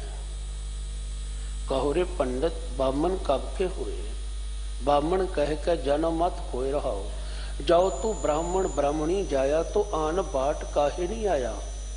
ਜੇ ਤੂੰ ਕਹਿੰਦਾ ਮੈਂ ਬ੍ਰਹਮਣੀ ਦੀ ਕੁੱਖ ਤੋਂ ਪੈਦਾ ਹੋਇਆ, ਮੇਰੀ ਸਵਰਨ ਜਾਤੀ ਮੈਂ ਉੱਚੀ ਜਾਤੀ ਵਾਲਾ ਹੈ, ਤੇ ਭਲਿਆ ਅਸੀਂ ਵੀ ਆਪਣੀ ਮਾਂ ਦੇ ਗਰਭ ਤੋਂ ਪੈਦਾ ਹੋਏ ਆ, ਤੇ ਤੂੰ ਵੀ ਗਰਭ ਤੋਂ ਹੀ ਪੈਦਾ ਹੋਇਆ, ਤੂੰ ਕੋਈ ਹੋਰ ਰਸਤਾ ਅਖਤਿਆਰ ਕਿਉਂ ਨਹੀਂ ਕਰ ਲਿਆ। ਫਿਰ ਰਹੀ ਗੱਲ तू सानू ये गल समझा कि तुम कत ब्राह्मण हम कत सूद, हम कत लहू तुम कत दूध। तू ब्राह्मण किवें है ते मैं शूद्र किवें है? जां ते ये दस कि मेरे विच लहू है ते तेरे विच दुध है, जां तू कोई वखरेवां दस। सतगुरु सच्चे पातशाह जी कहंदे ने कि मनुख जीवन दे विच शरीर दे अंदर जदों तक सवास चलदे ने, मनुख चलदा फिरदा है, उदों तक ये जातां पातां दे भरमां दे विच पिया होया है। मैं एक बेनती करां, असी कल्ले धर्म स्थान ही वख-वख ना बनाए हैं, जातां दे नाम दे उपर, धर्मां दे नाम दे उपर। असी ते पिंडां दीयां मड़ियां जिहड़ियां सी, शमशान घाटां जिहड़ियां सी, वो भी जातां दीयां बना के रख लियां। फलानी जात वाले दा संस्कार इत्थे होवेगा, ढिंगड़े वर्ण वाले दा मुर्दा जिहड़ा इत्थे दफनाया जावेगा, क्योंकि साडी मानसिकता दे अंदर जिहड़ा जात पात दा कोड़ घोड़िया होया है, वो निकलिया नहीं है। साडी वो गल बन गई है कि पंचां दा कहिया सिर मत्थे परनाला ओथे दा ओथे। साडी हालत इस तरह की बनी हुई है। माफ करना, हरेक नूं अपने धर्म दीयां रवायतां मुताबक चलण दा अधिकार है। असी किसी नूं कह नहीं सकते, किसी नूं थोप नहीं सकते किसी दे उपर। अगर असी अपने आप नूं गुरसिख अखवाउंदे हाँ तो सानू आपस विच मिल बैठ के विचार कर लेनी चाहिए है कि भाई असां ने इस भरम दे विच नहीं पैना, असी जातां पातां दे बंधना विच नहीं पैना, क्योंकि साडे सतगुरां ने समझाया है कि जात का गर्भ ना करी हो कोई। भाई कोई भुल के भी अपनी जात, अपनी उच्ची कुल दा हंकार ना करियो। इस वास्ते असी तो गुरु के बचनों अनुसार चलना है। नाले साडे गुरु ने तो गल कह दी है कि जात का गर्भ ना कर मूर्ख गवारा, इस गर्भ ते चले बहुत विकारा। ना भाई मैं इस भरम च नहीं पैना। याद रहे कि चाहे असमानी जां जिसमानी करोपी दी जदों भी मानवता शिकार हुंदी है ना, तो गुरु का सिख उत्थे पहुंच जाता है और हैल्प भी करता है। ये नहीं देखता यदी जात किहड़ी है, यदी कुल किहड़ी है, भावें उत्थे गुरु के लंगर चला देवे, भावें किसी का तन ढक दिंदा है, जां कोई रो रहा है तो उसके अथरूआं नूं पुंजण की लोड़ पै जावे। गुरु का सिख इस चीज़ नूं विचारदा नहीं है, जिसने अपने गुरु की मत नूं ग्रहण कर लिया है। शब्द का आरंभ वाला बंद है, पवने पानी जाने जात काया अगन करे निभरांत। निभरांत का भाव है निरसंदेह, बल्कि शांत, जिन्हों असीं कह दिए अभाव। जम्मै जी जाने जे थाओ, ये जीव कित्थों पैदा होए सी, इन्हां नूं पैदा करने वाला कौन है? जो उस जगह नूं जान लैंदा है, कौन इन्हां नूं पैदा करने वाला है? तो सतगुरां ने यह भी गल स्पष्ट कर दी, एक पिता एक सके हम बारिक। धन गुरु गोबिंद सिंह महाराज जी, मानस की जात सभे एके पहचान बो। जां असीं प्रचलित शब्द जिहड़ा है बड़े प्यार बड़े वजद विच पढ़दे हाँ, अवल अल्लाह नूर उपाया कुदरत के सब बंदे, एक नूर ते सब जग उपजिया कौन भले को मंदिया। हुण जदों साडा मन जिहड़ा सी नफरत दी अग दे विच सड़ रिहा सी, धर्म दे नाम दे उपर, कौम दे नाम दे उपर, जात कुल दे नाम दे उपर, जिवें जिवें असीं गुरु दे शब्द नूं पढ़िया सुनिया समझिया ते ये साडे अंदरों जिहड़ा उठदा होया भांबड़ सी वो शांत हो गया। ते जिसने इस गल नूं जान लिया, मेरे सतगुरु सच्चे पातशाह जी कहंदे ने, सुरता पंडित ताका नाउ, उन्होंने ही उच्ची सुरत वाला किया जाना चाहिए है। उन्होंने ही पंडित, उन्होंने ही सियाणा, उन्होंने ही दानशमंद कहना चाहिए है, जिहड़ा इस गल नूं समझ लैंदा है कि भाई असीं सारे दे सारे जीव जिहड़े हाँ वो प्रभु प्यारे दे पैदा किए हुए हाँ, ਤੇ ਜਿਵੇਂ ਵਾਹਿਗੁਰੂ ਜੀ ਨੇ ਇਹ 5 ਤੱਤ ਬਣਾਏ ਹੋਏ ਨੇ, ਉਹਨਾਂ ਦੀ ਕੋਈ ਜਾਤ ਨਹੀਂ ਹੈ, ਕੋਈ ਉਹਨਾਂ ਦੀ ਪਾਤ ਨਹੀਂ ਹੈ, ਤੇ ਸਾਡੀ ਵੀ ਕੋਸ਼ਿਸ਼ ਹੋਣੀ ਚਾਹੀਦੀ ਹੈ ਅਸੀਂ ਇਸ ਜਾਤ ਪਾਤ ਰੂਪੀ ਦਲਦਲ ਦੇ ਵਿੱਚੋਂ ਬਾਹਰ ਨਿਕਲ ਜਾਈਏ। ਧੰਨ ਗੁਰੂ ਨਾਨਕ ਸਾਹਿਬ ਮਹਾਰਾਜ ਜੀ ਨੇ ਬੜੀ ਕਿਰਪਾ ਕੀਤੀ, ਕਿਉਂਕਿ ਜਿਵੇਂ ਵਿਦਵਾਨ ਜਨਾਂ ਦੇ ਮੁਤਾਬਕ ਜੋ ਪ੍ਰਚਲਿਤ ਰਵਾਇਤਾਂ ਨੇ ਤਿਸ ਦੇ ਮੁਤਾਬਕ ਬੇਦੀ ਕੁਲ ਦੇ ਵਿੱਚ ਪੈਦਾ ਹੋਣਾ ਉਸ ਵੇਲੇ ਦੀ ਸਵਰਨ ਜਾਤੀ ਸੀ। ਪਰ ਸਤਿਗੁਰੂ ਇਸ ਵਾਲੇ ਪਾਸੇ ਨੂੰ ਖਿਆਲ ਨਹੀਂ ਦੇ ਰਹੇ ਕਿ ਮੇਰੀ ਜਾਤ ਉੱਚੀ ਹੈ। ਉਹਨਾਂ ਨੇ ਕੇਵਲ ਨਾਰਾ ਹੀ ਬੁਲੰਦ ਨਹੀਂ ਕੀਤਾ ਕਿ ਨੀਚਾਂ ਅੰਦਰ ਨੀਚ ਜਾਤ ਨੀਚੀ ਹੂੰ ਅਤ ਨੀਚ, ਨਾਨਕ ਤਿਨ ਕੈ ਸੰਗ ਸਾਥ ਵੱਡਿਆਂ ਸਿਉ ਕਿਆ ਰੀਸ, ਜਿੱਥੇ ਨੀਚ ਸੰਭਾਲੀਆਂ ਤਿੱਥੇ ਨਦਰ ਤੇਰੀ ਬਖਸ਼ੀਸ। ਉਹਨਾਂ ਨੇ ਇਸ ਨੂੰ ਸ਼ਬਦੀ ਜਾਮਾ ਵੀ ਪਹਿਨਾਇਆ ਅੰਮ੍ਰਿਤ ਬਚਨਾਂ ਨੂੰ, ਤੇ ਨਾਲ ਨਾਲ ਇਹਨਾਂ ਅੰਮ੍ਰਿਤ ਬਚਨਾਂ ਨੂੰ ਜੀਵਨ ਦੇ ਵਿੱਚ ਕਮਾਇਆ ਹੈ। ਵੈਸੇ ਅਸੀਂ ਗੁਰੂ ਨਾਨਕ ਸਾਹਿਬ ਜੀ ਦੀ ਜਿੰਨੀ ਵਡਿਆਈ ਕਰਨੀ ਚਾਹੁੰਦੇ ਹਾਂ, ਜਿੰਨੀ ਵੀ ਕਰਨੀ ਚਾਹੁੰਦੇ ਹਾਂ, ਜਿੰਨੀ ਵੀ ਕਰੀ ਜਾਈਏ, ਮੇਰੇ ਖਿਆਲ ਤੁਛ ਮਾਤਰੀ ਹੋਵੇਗੀ, ਕਿਉਂਕਿ ਉਹ ਮਹਿਮਾ ਦੇ ਭੰਡਾਰ ਨੇ। ਗੁਰੂ ਨਾਨਕ ਸਾਹਿਬ ਮਹਾਰਾਜ ਜੀ ਨੇ ਆਪਣਾ ਸਾਥੀ ਬਣਾਇਆ ਤੇ ਅਖੌਤੀ ਮਰਾਸੀ, ਜਿਨ੍ਹਾਂ ਨੂੰ ਲੋਕ ਭੰਡਦੇ ਸਨ, ਡੂਮ ਡੂਮ ਕਹਿੰਦੇ ਸਨ, ਤਿੰਨਾਂ ਦੇ ਵਿੱਚੋਂ ਮੈਂ ਪਿਛਲੀ ਵਾਰ ਵੀ ਵਿਚਾਰ ਕੀਤੀ ਸੀ। ਵੈਸੇ ਮਰਾਸੀ ਦਾ ਅਰਥ ਜਿਹੜਾ ਉਹ ਬੜਾ ਡੂੰਘਾ ਹੈ, ਵਿਰਾਸਤ, ਵਿਰਾਸਤ ਦੇ ਮਾਲਕ। ਪਰ ਅਸੀਂ ਲੋਕਾਂ ਨੇ ਨੀਵੀਂ ਸੋਚ ਦੇ ਮੁਤਾਬਕ ਇਹਨਾਂ ਜਾਤੀਆਂ ਨੂੰ ਨੀਵੀਆਂ ਉੱਚੀਆਂ ਬਣਾ ਦਿੱਤਾ। ਭਾਈ ਮਰਦਾਨਾ ਜੀ ਨੂੰ ਨਾਲ ਲਿਆ ਔਰ ਭਾਈ ਲਾਲੋ ਜੀ ਨੂੰ ਆਪਣਾ ਸਾਥੀ ਬਣਾਇਆ, ਇਸ ਦੇ ਗ੍ਰਹਿ ਵਿਖੇ ਪਹੁੰਚਦੇ ਨੇ। ਤੀਸਰੇ ਪਾਤਸ਼ਾਹ ਗੁਰੂ ਅਮਰਦਾਸ ਮਹਾਰਾਜ ਗੋਇੰਦਵਾਲ ਸਾਹਿਬ ਦੀ ਧਰਤੀ ਤੇ ਸੰਗਤ ਤੇ ਪੰਗਤ ਦੀ ਪ੍ਰਥਾ ਨੂੰ ਬੜੀ ਦ੍ਰਿੜਤਾ ਦੇ ਨਾਲ ਲਾਗੂ ਕਰਦੇ ਨੇ, ਕਿਉਂਕਿ ਕੁਝ ਆਉਂਦੇ ਸੀ ਉਹ ਗੁਰੂ ਜੀ ਦੇ ਦਰਸ਼ਨ ਕਰ ਜਾਂਦੇ ਸੀ, ਪ੍ਰਸ਼ਾਦਾ ਨਹੀਂ ਸੀ ਛਕਦੇ ਕਿ ਅਸੀਂ ਉੱਚੀ ਸ਼੍ਰੇਣੀ ਵਾਲੇ ਲੋਕ, ਉੱਚੀ ਜਾਤੀ ਵਾਲੇ ਲੋਕ, ਅਸੀਂ ਪੰਗਤ ਵਿੱਚ ਨਹੀਂ ਬੈਠਣਾ। ਤੇ ਸਤਿਗੁਰਾਂ ਨੇ ਐਲਾਨੀਆਂ ਕਹਿ ਦਿੱਤਾ ਸੀ, ਪਹਿਲੇ ਪੰਗਤ ਪਾਛੇ ਸੰਗਤ। ਇਹ ਗੱਲ ਕੁਝ ਲੋਕਾਂ ਤੋਂ ਬਰਦਾਸ਼ਤ ਨਾ ਹੋਈ ਤੇ ਸ਼ੇਖਾਂ ਦੇ ਚਾਗੜ ਹੱਥੇ ਮੁੰਡਿਆਂ ਨੇ ਗੋਂਦੇ ਖੱਤਰੀ ਦੇ ਮੁੰਡੇ ਨੂੰ ਨਾਲ ਲੈ ਕੇ ਉਹ ਭਾਂਡੇ ਹੀ ਬਣਾ ਦਿੱਤੇ ਸੀ, ਜਿਨ੍ਹਾਂ ਭਾਂਡਿਆਂ ਵਿੱਚ ਬਿਆਸ ਦਰਿਆ ਤੋਂ ਜਲ ਆਉਂਦਾ ਸੀ ਗੁਰੂ ਕਾ ਲੰਗਰ ਤਿਆਰ ਕਰਨ ਵਾਸਤੇ। ਮੇਰੇ ਤੀਸਰੇ ਪਾਤਸ਼ਾਹ ਬੜੇ ਦੂਰਾਂਦੇਸ਼ੀ ਸੀ ਔਰ ਉਹਨਾਂ ਨੇ ਦਿਨ ਮਿਥ ਕੇ ਬਾਬਾ ਬੁੱਢਾ ਸਾਹਿਬ ਜੀ ਦੇ ਪਾਸੋਂ ਟੱਕ ਲਗਵਾ ਕੇ ਬਾਉਲੀ ਸਾਹਿਬ ਦੀ ਖੁਦਵਾਈ ਆਰੰਭ ਕਰਵਾ ਦਿੱਤੀ। ਇਹਦੇ ਦੋ ਕਾਰਨ ਸੀ। ਇੱਕ ਤੇ ਜਿਹੜਾ ਉੱਚ ਸ਼੍ਰੇਣੀ ਵਾਲਾ ਸੀ ਨਾ, ਉਹ ਚੱਲਦੇ ਪਾਣੀ ਨੂੰ ਪਵਿੱਤਰ ਮੰਨਦਾ ਸੀ ਤੇ ਖਲੋਤੇ ਪਾਣੀ ਨੂੰ ਅਪਵਿੱਤਰ ਮੰਨਦਾ ਸੀ। ਚੱਲਦੇ ਪਾਣੀ ਵਾਲੇ ਜਗ੍ਹਾ ਨੂੰ ਹੀ ਉਹ ਤੀਰਥ ਅਸਥਾਨ ਵੀ ਕਹਿੰਦਾ ਸੀ। ਦੂਸਰਾ ਪਾਣੀ ਦੀ ਲੋੜ, ਤੇ ਸਾਰਿਆਂ ਨੂੰ ਅਧਿਕਾਰ ਵੀ ਨਹੀਂ ਸੀ ਹੁੰਦਾ ਕਿ ਜਿਵੇਂ ਅਖੌਤੀ ਨੀਵੀਂ ਜਾਤੀ ਵਾਲਾ ਕੋਈ ਵਿਅਕਤੀ ਜਿਹੜਾ ਹੈ ਉਸ ਜਗ੍ਹਾ ਤੋਂ ਪਾਣੀ ਪੀ ਲਵੇ ਜਿੱਥੋਂ ਉੱਚੀ ਜਾਤੀ ਵਾਲਾ ਪੀਂਦਾ ਹੈ। ਸਤਿਗੁਰਾਂ ਨੇ ਬਾਉਲੀ ਸਾਹਿਬ ਦੀ ਖੁਦਵਾਈ ਆਰੰਭ ਕਰਵਾਈ ਔਰ ਜਦੋਂ ਇਹ ਖੁਦਵਾਈ ਹੋ ਗਈ, ਇਸ ਬਾਉਲੀ ਸਾਹਿਬ ਤੋਂ ਇੱਕੋ ਜਗ੍ਹਾ ਤੋਂ ਸਾਰੇ ਇਸ਼ਨਾਨ ਵੀ ਕਰਦੇ ਨੇ, ਜਲ ਵੀ ਛਕਦੇ ਨੇ। ਔਰ ਸਤਿਗੁਰੂ ਗੁਰੂ ਅਰਜਨ ਦੇਵ ਮਹਾਰਾਜ ਜੀ ਨੇ ਪਿਤਾ ਗੁਰੂ ਰਾਮਦਾਸ ਮਹਾਰਾਜ ਜੀ ਦੇ ਵਿੱਢੇ ਹੋਏ ਕਾਰਜਾਂ ਨੂੰ ਸੰਪੂਰਨ ਕਰਦਿਆਂ ਸ੍ਰੀ ਅੰਮ੍ਰਿਤਸਰ ਦੀ ਮੁਕੱਦਸ ਧਰਤੀ ਤੇ ਸੰਤੋਖਸਰ, ਅੰਮ੍ਰਿਤਸਰ ਔਰ ਸੱਚਖੰਡ ਸ੍ਰੀ ਹਰਿਮੰਦਰ ਸਾਹਿਬ ਜੀ ਦੀ ਉਸਾਰੀ ਕਰਵਾਈ, ਪਕਿਆਈ ਕਰਵਾਈ।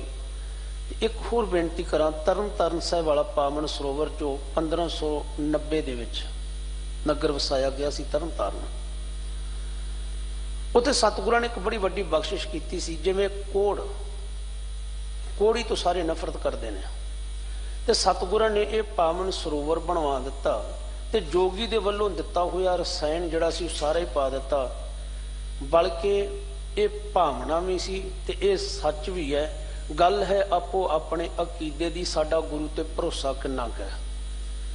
ਸਤਿਗੁਰੂ ਸੱਚੇ ਪਾਤਸ਼ਾਹ ਜੀ ਜਿੱਥੇ ਕੋੜੀਆਂ ਨੂੰ ਉਸ ਪਾਵਨ ਸਰੋਵਰ ਦੇ ਵਿੱਚ ਇਸ਼ਨਾਨ ਕਰਨ ਵਾਸਤੇ ਕਹਿੰਦੇ ਨੇ, ਉੱਥੇ ਆਪਣੇ ਹੱਥੀਂ ਔਰ ਆਪਣੇ ਮਹਿਲ ਮਾਤਾ ਗੰਗਾ ਜੀ ਨੂੰ ਲੈ ਕੇ ਕੋੜੀਆਂ ਦੀ ਮਲਮ ਪੱਟੀ ਵੀ ਕਰਦੇ ਨੇ। ਇਹ ਗੁਰੂ ਨਾਨਕ ਦੇ ਘਰ ਦੀ ਵਡਿਆਈ ਹੈ, ਸੁਭ ਹੈ। ਸੋ ਖੈਰ ਜਿਨ੍ਹਾਂ ਨੇ ਇਸ ਗੱਲ ਨੂੰ ਜਾਣ ਲਿਆ ਉਹ ਸਿਆਣਾ ਹੈ, ਉਹ ਪੰਡਤ ਹੈ। ਪਰ ਜਿਹੜੀਆਂ ਸਾਡੀਆਂ ਦੁਸ਼ਵਾਰੀਆਂ ਨੇ ਉਹ ਸਮਝਣੀਆਂ ਪੈਣੀਆਂ। ਅੱਜ ਵੀ ਅਸੀਂ ਕਿਤੇ ਕਿਤੇ ਆਪਣੇ ਆਪ ਨੂੰ ਸਿੱਖ ਅਖਵਾਉਣ ਵਾਲੇ ਵੀ ਭਟਕ ਜਾਂਦੇ ਹਾਂ। ਅਸੀਂ ਵੀ ਜਾਤਾਂ ਪਾਤਾਂ ਦੇ ਭਰਮਾਂ 'ਚ ਪੈ ਜਾਂਦੇ ਹਾਂ। ਗੁਰੂ ਕਿਰਪਾ ਕਰੇ ਸਾਨੂੰ ਸਮਝ ਦੇਵੇ। ਪਰ ਪਵਾਂਗੇ ਉਦੋਂ ਤੱਕ ਜਦੋਂ ਤੱਕ ਅਸੀਂ ਆਪ ਗੁਰਬਾਣੀ ਦਾ ਸਹਿਜ ਪਾਠ ਨਹੀਂ ਕਰਾਂਗੇ, ਵਿਚਾਰ ਕੇ ਬਾਣੀ ਨਹੀਂ ਪੜਾਂਗੇ।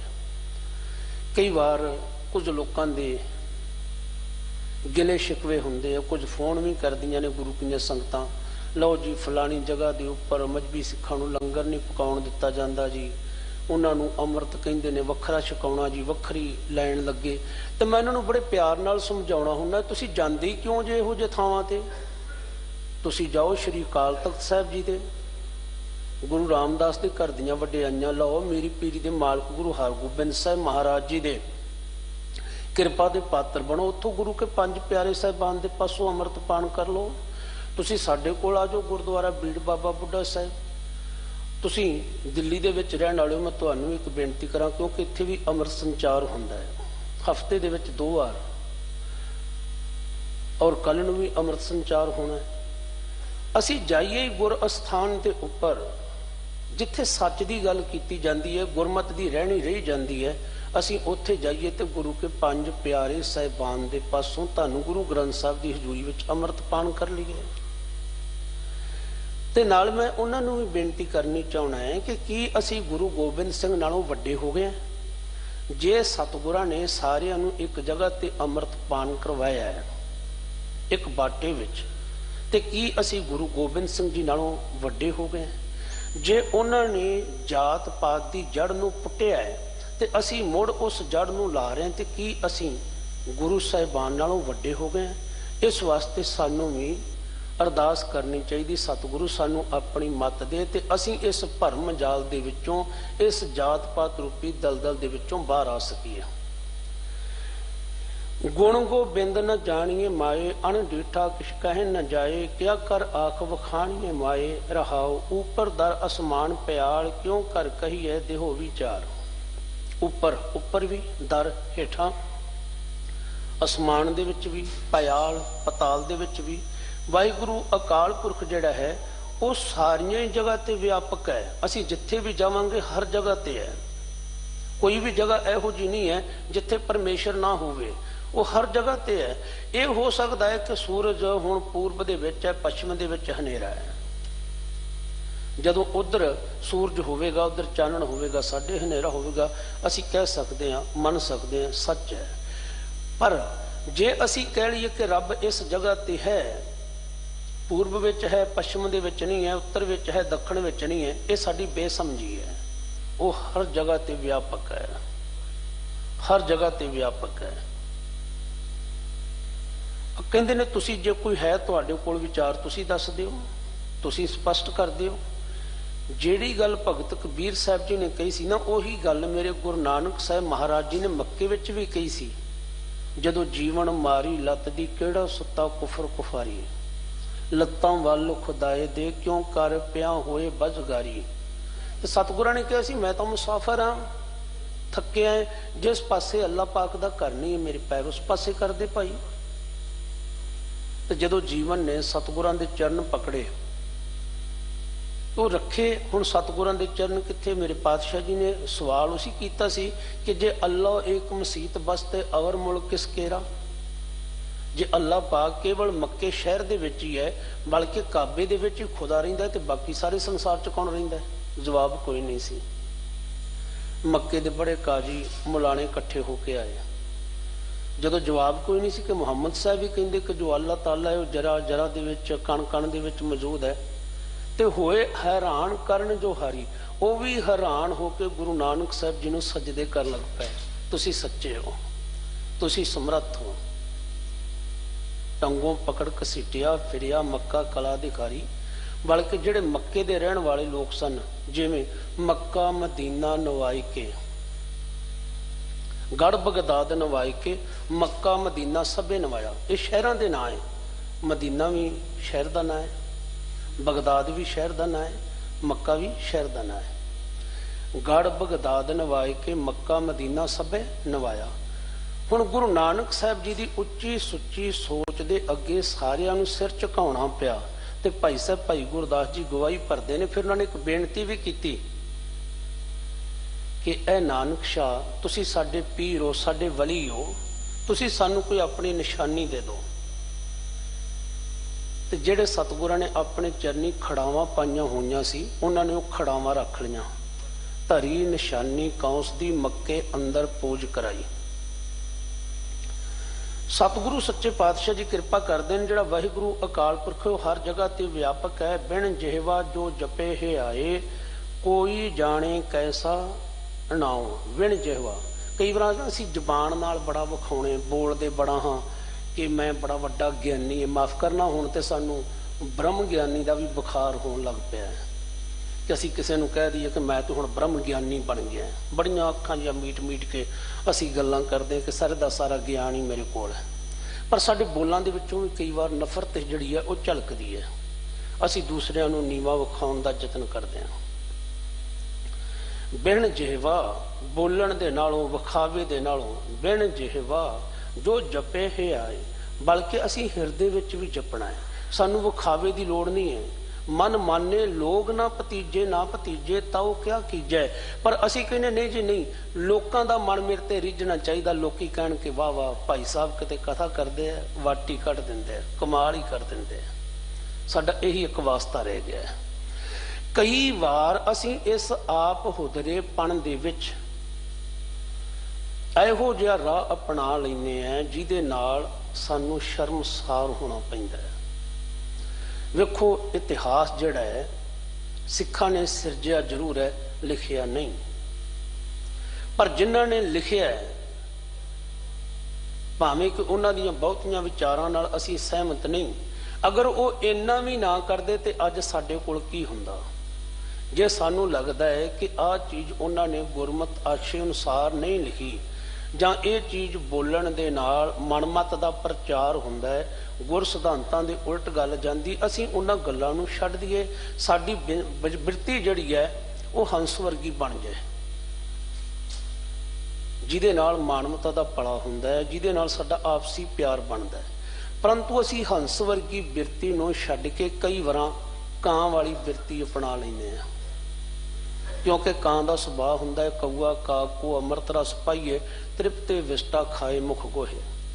ਉਹ ਜਿੰਨੀ ਦੇਰ ਤੱਕ ਗੰਦ ਦੇ ਵਿੱਚ ਚੁੰਝਣਾ ਮਾਰ ਲਏ ਉਹਨੂੰ ਸਵਾਦ ਹੀ ਨਹੀਂ ਆਉਂਦਾ। ਫਿਰ ਅਸੀਂ ਕੀ ਕਰਦੇ ਹਾਂ ਕਿ ਇਹ ਜਿਹੜੀਆਂ ਸਾਡੀਆਂ ਕੁਝ ਕਾਵਿ ਰਚਨਾਵਾਂ ਨੇ ਜਾਂ ਕੁਝ ਹੋਰ ਨੇ, ਉਹਨਾਂ ਦੇ ਵਿੱਚੋਂ ਜਿਹੜੇ ਨੈਗੇਟਿਵ ਪੁਆਇੰਟ ਹੁੰਦੇ ਨੇ ਅਸੀਂ ਉਹ ਚੁੱਕ ਕੇ ਪ੍ਰਚਾਰਨੇ ਪ੍ਰਸਾਰਨੇ ਸ਼ੁਰੂ ਕਰ ਦਿੰਦੇ ਕੇਵਲ ਆਪਣੀ ਮਸ਼ਹੂਰੀ ਵਾਸਤੇ। ਪਰ ਅਸੀਂ ਇਹ ਨਹੀਂ ਸਮਝਦੇ ਕਿ ਇਹਦੇ ਨਾਲ ਕੀ ਹੈ। ਇਹ ਗੱਲਾਂ ਨੂੰ ਸਾਨੂੰ ਛੱਡ ਕੇ ਜਿੱਥੋਂ ਸਾਨੂੰ ਕੁਝ ਚੰਗਾ ਮਿਲਦਾ ਅਸੀਂ ਉਹ ਗੱਲਾਂ ਗੁਰੂ ਦੇ ਨਾਲ ਕਰੀਏ।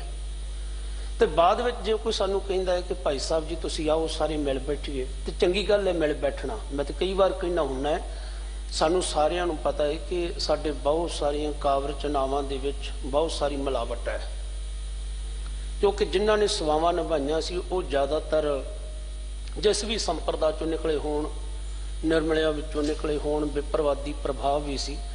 ਅਸੀਂ ਉਹਨਾਂ ਚੀਜ਼ਾਂ ਨੂੰ ਛੱਡ ਕੇ ਜਿਹੜੀਆਂ ਚੀਜ਼ਾਂ ਗੁਰਮਤਿ ਅਨੁਸਾਰ ਨੇ ਉਹਨਾਂ ਦਾ ਪ੍ਰਚਾਰ ਪ੍ਰਸਾਰ ਕਰੀਏ।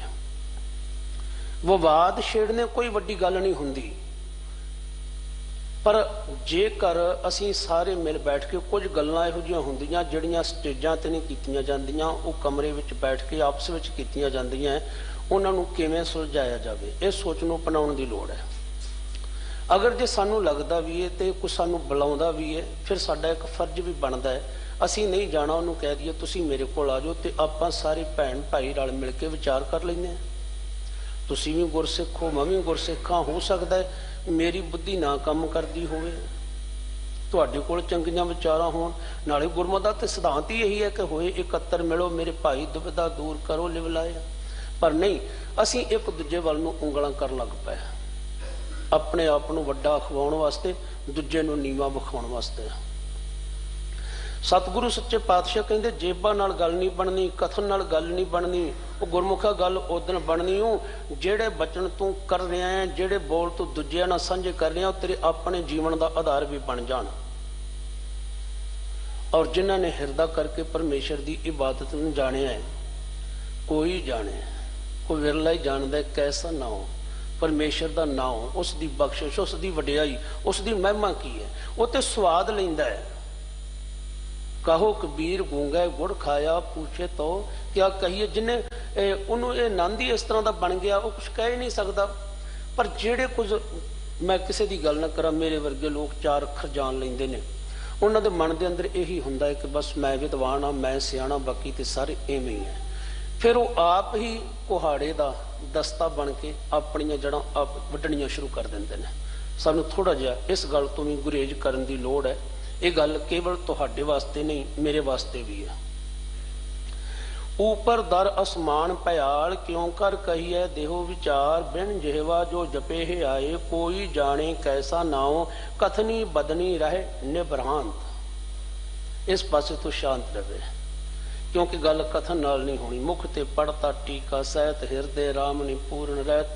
दूजियां नूं बड़े वखियान कर करके उपदेश देने, पर उपदेश दूजियां नूं देने, अपने आप च ना कमाउने। अवर उपदेशे आप ना करे, ਉਹਦੀ ਹਾਲਤ ਇਸ ਤਰ੍ਹਾਂ ਦੀ ਬਣ ਜਾਂਦੀ ਹੈ।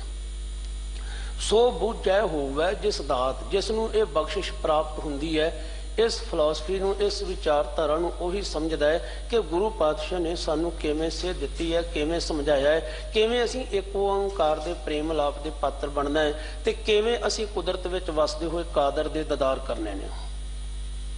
ਇਹ ਸਾਡੀ ਆਪਣੀ ਚਲਾਕੀ ਚਤਰਾਈ ਦੇ ਨਾਲ ਨਹੀਂ ਹੈ। ਅਹਨਿਸ ਅੰਤਰ ਰਹਿ ਲਿਵ ਲਾਏ, ਜਦੋਂ ਹਰ ਵੇਲੇ ਅਸੀਂ ਪਰਮੇਸ਼ਰ ਦੀ ਯਾਦ ਵਿੱਚ ਜੁੜ ਜਾਂਦੇ ਹਾਂ। ਬੰਦੇ ਖੋਜ ਦਿਲ ਹਰ ਰੋਜ਼, ਨਾ ਫਿਰ ਪਰੇਸ਼ਾਨੀ ਵਾਹੇ, ਫਿਰ ਅਹਨਿਸ ਦਿਨ ਰਾਤ। ਉਹਦੀ ਬਿਰਤੀ ਜਿਹੜੀ ਹੈ ਉਹ ਜੁੜੀ ਰਹਿੰਦੀ ਹੈ, ਲਿਵ ਜਿਹੜੀ ਹੈ ਉਹ ਜੁੜੀ ਰਹਿੰਦੀ ਹੈ। ਪਰ ਲਿਵ ਤਾਂ ਜੁੜੇਗੀ ਜੇ ਸਾਡੀ ਸੁਰਤ ਸ਼ਬਦ ਨਾਲ ਜੁੜੇਗੀ। ਤਾਂ ਜ਼ਰੂਰਤ ਇਸ ਗੱਲ ਦੀ ਸੀ, ਔਰ ਗੁਰੂ ਅੱਗੇ ਤਰਲਾ ਵੀ ਲੈਣਾ ਚਾਹੀਦਾ ਕਿ ਪਾਤਸ਼ਾਹ ਤਰਸ ਕਰੀ, ਤੂੰ ਸਾਡੇ ਪਾਸੋਂ ਨਿਤਨੇਮ ਕਰਵਾਉਣ ਲੱਗਾ ਹੈ, ਸਹਿਜ ਪਾਠ ਅਖੰਡ ਪਾਠ ਸਾਹਿਬ ਕਰਵਾਉਣ ਲੱਗਾ, ਸਾਡੇ ਪਾਸੋਂ ਕੀਰਤਨ ਕਥਾ ਕਰਵਾਉਣ ਲੱਗਾ, ਇਹ ਤੇਰੀ ਵਡਿਆਈ ਹੈ।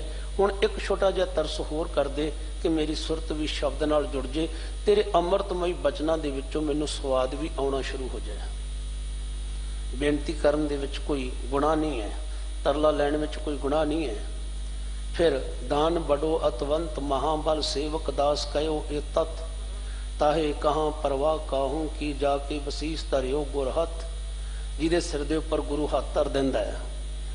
ਧੰਨ ਗੁਰੂ ਹਰਕ੍ਰਿਸ਼ਨ ਸਾਹਿਬ ਮਹਾਰਾਜ ਜੀ ਨੇ ਤੇ ਪ੍ਰੈਕਟੀਕਲੀ ਵਿਖਾ ਦਿੱਤਾ ਸੀ। ਛਿੱਜੂ ਚੀਵਰ ਦੇ ਸਿਰ ਦੇ ਉੱਪਰ ਕਿਰਪਾ ਰੂਪੀ ਸੋਟੀ ਰੱਖੀ ਸੀ, ਮਿਹਰ ਭਰਿਆ ਹੱਥ ਰੱਖਿਆ ਸੀ। ਜਿਸ ਬ੍ਰਾਹਮਣ, ਜਿਸ ਪੰਡਤ ਦੇ ਸਾਹਮਣੇ ਕੋਈ ਬੋਲ ਨਹੀਂ ਸੀ ਸਕਦਾ, ਉਹਦੇ ਸਾਹਮਣੇ ਗੀਤਾ ਦੇ ਅਰਥ ਕਰਵਾ ਦਿੱਤੇ ਸੀ। ਗੁਰੂ ਸਭ ਕੁਛ ਕਰਵਾ ਸਕਦਾ ਹੈ, ਗੁਰੂ ਸਮਰੱਥ ਹੈ। ਐਨਸ ਅੰਤਰ ਰਹਿ ਲਿਵ ਲਾਏ, ਸੋਈ ਪੁਰਖ ਜੇ ਸੱਚ ਸਮਾਏ। ਜੋ ਸੱਚ ਦੇ ਵਿੱਚ ਸਮਾ ਜਾਂਦਾ ਹੈ, ਸਦਾ ਹੋਂਦ ਵਾਲੇ, ਸਦਾ ਟਿਕੇ ਰਹਿਣ ਵਾਲੇ ਵਿੱਚ, ਜੋ ਸਰਬ ਵਿਆਪਕ ਹੈ, ਉਸ ਦੇ ਵਿੱਚ ਉਸ ਦੀ ਸੁਰਤ ਜਿਹੜੀ ਹੈ ਉਹ ਸਮਾ ਜਾਂਦੀ ਹੈ, ਅਭੇਦਤਾ ਨੂੰ ਪ੍ਰਾਪਤ ਕਰ ਲੈਂਦਾ ਹੈ। ਸ਼ਬਦ ਦਾ ਅਖੀਰਲਾ ਬੰਦ ਹੈ, ਜਾਤ ਕੁਲੀਨ ਸੇਵਕ ਜੇ ਹੋਏ। ਜੇ ਕੋਈ ਉੱਚੀ ਕੁਲ ਵਾਲਾ ਸੇਵਕ ਬਣ ਜਾਵੇ, ਤੇ ਜ਼ਿਆਦਾਤਰ ਅਸੀਂ ਉੱਚੀ ਕੁਲ ਵਾਲਿਆਂ ਨੂੰ ਵਧੇਰੇ ਵਡਿਆਈ ਵੀ ਦਿੰਦੇ ਹਾਂ, ਸੋਭਾ ਵੀ ਕਰਦੇ, ਉਹਨਾਂ ਦੀ ਕਰਨੀ ਵੀ ਚਾਹੀਦੀ, ਕੋਈ ਮਾੜੀ ਗੱਲ ਨਹੀਂ। ਪਰ ਸਭ ਤੋਂ ਵੱਡੀ ਗੱਲ ਤਾਂ ਇਹ ਹੈ ਕਿ ਜੇ ਕੋਈ ਅਖੌਤੀ ਨੀਵੀਂ ਜਾਤ ਵਿੱਚ ਪੈਦਾ ਹੋ ਕੇ ਸੱਚ ਧਰਮ ਦੀ ਪਗਡੰਡੀ ਤੇ ਚੱਲ ਪੈਂਦਾ ਹੈ, ਤੇ ਉਸ ਦੀ ਸੋਭਾ ਕਰਨ ਤੋਂ ਵੀ ਪਿੱਛੇ ਨਹੀਂ ਹਟਣਾ ਚਾਹੀਦਾ। ਜਾਤ ਕੁਲੀਨ ਸੇਵਕ ਜੇ ਹੋਏ, ਤਾਂ ਕਾ ਕਹਿਣਾ ਕਹੋ ਨਾ ਕੋਏ। ਭਾਈ ਉਹਨੇ ਤੇ ਤੁਸੀਂ ਸਾਰੇ ਵਡਿਆਈ ਕਰਦੇ ਹੋ, ਪਰ ਵਿੱਚ ਸਨਾਤੀ ਸੇਵਕ ਹੋਏ, ਜਿਹਨੂੰ ਤੁਸੀਂ ਨੀਵੀਂ ਜਾਤ ਕਹਿੰਦੇ ਹੋ, ਜੇ ਇਹਦੇ ਵਿੱਚੋਂ ਕੋਈ ਰੱਬ ਦਾ ਸੇਵਕ ਪੈਦਾ ਹੁੰਦਾ ਹੈ, ਨਾਨਕ ਪਣੀਆਂ ਪਹਿਰੇ ਸੋਏ। ਪਣੀਆਂ, ਪਣੀਆਂ ਕਹਿੰਦੇ ਨੇ ਜੁੱਤੀ ਨੂੰ। ਬਲਕਿ ਅਸੀਂ ਆਪਣਾ ਤਨ ਜਿਹੜਾ ਹੈ ਉਹਦੀ ਜੁੱਤੀ ਬਣਾ ਕੇ ਉਹਦੇ ਪੈਰੀਂ ਪਾ ਦਈਏ, ਇਹੋ ਜਿਹਾ ਸਤਿਕਾਰ ਹੋਣਾ ਚਾਹੀਦਾ ਸੀ। ਭਗਤ ਕਬੀਰ ਸਾਹਿਬ ਦੇ ਅੰਮ੍ਰਿਤ ਬਚਨ ਪੜ੍ਹਦੇ ਹਾਂ। ਕਬੀਰ ਸੁਪਨੇ ਹੋਂ ਬਰੜਾਏ ਕੇ, ਜੋ ਮੁਖ ਨਿਕਸੇ ਰਾਮ, ਤਾਂ ਕਿ ਪਗ ਕੀ ਪਾ ਨਹੀਂ ਮੇਰੇ ਤਨ ਕੋ ਚਾਮ। ਉਹਦੇ ਪੈਰਾਂ ਦੀ ਜੁੱਤੀ ਮੈਂ ਆਪਣੇ ਤਨ ਦੇ ਚਮੜੇ ਨੂੰ ਬਣਾ ਕੇ ਪਾ ਦੇਵਾਂ, ਆਪਣੇ ਤਨ ਦੇ ਚਮੜੇ ਦੀ ਜੁੱਤੀ ਬਣਾ ਕੇ ਉਸਦੇ ਪੈਰੀਂ ਪਵਾ ਦੇਵਾਂ। ਅਗਰ ਕੋਈ ਸੁਪਨੇ ਵਿੱਚ ਬਰੜਾ ਕੇ ਉਪੜਵਾਏ ਉੱਠਦਿਆਂ ਵੀ ਪਰਮੇਸ਼ਰ ਦੇ ਨਾਮ ਨੂੰ ਜਪ ਲੈਂਦਾ ਹੈ ਤਾਂ ਇਸ ਵਾਸਤੇ ਸਾਨੂੰ ਕਿਸੇ ਨਾਲ ਘਿਰਣਾ ਨਹੀਂ ਕਰਨੀ ਚਾਹੀਦੀ, ਬਲਕਿ ਜੇ ਕੋਈ ਸੱਚ ਧਰਮ ਦੀ ਪਗਡੰਡੀ ਤੇ ਚੱਲਦਾ ਹੈ ਤੇ ਸਾਨੂੰ ਸਗੋਂ ਉਸ ਨੂੰ ਆਪਣਾ ਮਾਰਗਦਰਸ਼ਨ ਮੰਨ ਲੈਣਾ ਚਾਹੀਦਾ ਹੈ। ਜੇ ਇਹ ਵਿਅਕਤੀ ਇਸ ਪੰਧ ਤੇ ਚੱਲ ਕੇ ਗੁਰੂ ਦੀ ਕਿਰਪਾ ਦਾ ਪਾਤਰ ਬਣ ਗਿਆ ਹੈ ਤੇ ਮੈਨੂੰ ਵੀ ਕੋਸ਼ਿਸ਼ ਕਰਨੀ ਚਾਹੀਦੀ ਹੈ। ਪਰ ਜਦੋਂ ਸਾਡੇ ਅੰਦਰ ਜ਼ਾਤ ਦਾ ਹੰਕਾਰ ਹੋਵੇਗਾ ਤੇ ਜਿਵੇਂ ਕਦੇ ਭਗਤ ਨਾਮਦੇਵ ਜੀ ਨੂੰ ਮੰਦਿਰ ਦੇ ਵਿੱਚੋਂ ਬਾਹਰ ਕੱਢ ਦਿੱਤਾ ਸੀ, ਹਸਤ ਖੇਲਤ ਤੇਰੇ ਦੇਹਰੇ ਆਇਆ, ਭਗਤ ਕਰਤ ਨਾਮਾ ਪਕੜ ਉਠਾਇਆ, ਕਿ ਤੂੰ ਭਗਤੀ ਕਿਉਂ ਕਰ ਰਿਹਾ, ਤੂੰ ਤੇ ਨੀਵੀਂ ਜਾਤ ਵਾਲਾ ਹੈ। ਪਰ ਗੁਰਬਾਣੀ ਕਹਿੰਦੀ ਹੈ ਖਸਮ ਵਿਸਾਰੇ ਤੇ ਕਮਜਾਤ, ਨਾਨਕ ਨਾਵੈ ਬਾਜ ਸਨਾਤ। ਕੌਣ ਨੀਚ ਹੈ? ਜਿਹੜਾ ਆਪਣੇ ਮਾਲਕ ਨੂੰ ਵਿਸਾਰ ਦਿੰਦਾ ਹੈ, ਜਿਹੜਾ ਪਰਮੇਸ਼ਰ ਦੇ ਨਾਮ ਤੋਂ ਵਿਹੂਣਾ, ਉਹ ਨੀਵੀਂ ਜਾਤ ਵਾਲਾ ਹੈ। ਸੋ ਲੈ ਕਮਲੀ ਚੱਲਿਓ ਪਲਟਾਏ, ਦੇਹਰੇ ਪਾਸੇ ਬੈਠਾ ਜਾਏ ਰਹਾਓ, ਜਿਉ ਜਿਉ ਨਾਮਾ ਹਰ ਗੁਣ ਉਚਰੇ, ਭਗਤ ਜਣਾ ਕਾ ਦੇਹਰਾ ਫਿਰੇ। ਅਹੰਕਾਰੀਆਂ ਨਿੰਦਕਾਂ ਪਿੱਠ ਦੇ ਨਾਮ ਦਿਓ ਮੁਖ ਲਾਇਆ। ਸਤਿਗੁਰੂ ਸੱਚੇ ਪਾਤਸ਼ਾਹ ਜੀ ਕਿਰਪਾ ਕਰਨ, ਅੱਜ ਦੇ ਹੋਏ ਅੰਮ੍ਰਿਤ ਬਚਨਾਂ ਦੀ ਵਿਚਾਰ ਸਿਮਰਨ ਬਣ ਕੇ ਆਪਾਂ ਸਾਰਿਆਂ ਦੇ ਹਿਰਦਿਆਂ ਦੇ ਵਿੱਚ ਵਸ ਜਾਵੇ। ਸਤਿਗੁਰਾਂ ਦੀ ਕਿਰਪਾ ਦੇ ਨਾਲ ਕੱਲ ਨੂੰ ਵੀ ਆਪਾਂ ਸਤਿਗੁਰਾਂ ਦੀ ਵਡਿਆਈ ਕਰਨ ਦਾ ਯਤਨ ਕਰਾਂਗੇ। ਅਸੀਸ ਬਖਸ਼ਿਓ, ਅਰਦਾਸ ਕਰਿਓ ਕਿ ਮੇਰਾ ਪਾਤਸ਼ਾਹ ਕਿਰਪਾ ਕਰਕੇ ਤੁਹਾਨੂੰ ਮੈਨੂੰ ਆਪਾਂ ਸਾਰਿਆਂ ਨੂੰ ਬਲ ਦੇਵੇ। ਅਸੀਂ ਗੁਰੂ ਪਾਤਸ਼ਾਹ ਜੀ ਦੀ ਮਹਿਮਾ ਵਡਿਆਈ ਗਾਇਨ ਕਰਦਿਆਂ ਆਪਣੇ ਜੀਵਨ ਨੂੰ ਵੀ ਗੁਰਮਤਿ ਅਨੁਸਾਰੀ ਬਣਾ ਕੇ ਇਸ ਮਨੁੱਖੀ ਜੀਵਨ ਦੀ ਬਾਜੀ ਨੂੰ ਜਿੱਤਦਿਆਂ ਹੋਇਆਂ ਆਤਮਿਕ ਆਨੰਦ ਨੂੰ ਮਾਣ ਸਕੀਏ ਜੀ। ਹੋਈਆਂ ਬੇਅੰਤ ਭੁੱਲਾਂ ਦੀ ਖਿਮਾ। ਵਾਹਿਗੁਰੂ ਜੀ ਕਾ ਖਾਲਸਾ, ਵਾਹਿਗੁਰੂ ਜੀ ਕੀ ਫਤਿਹ।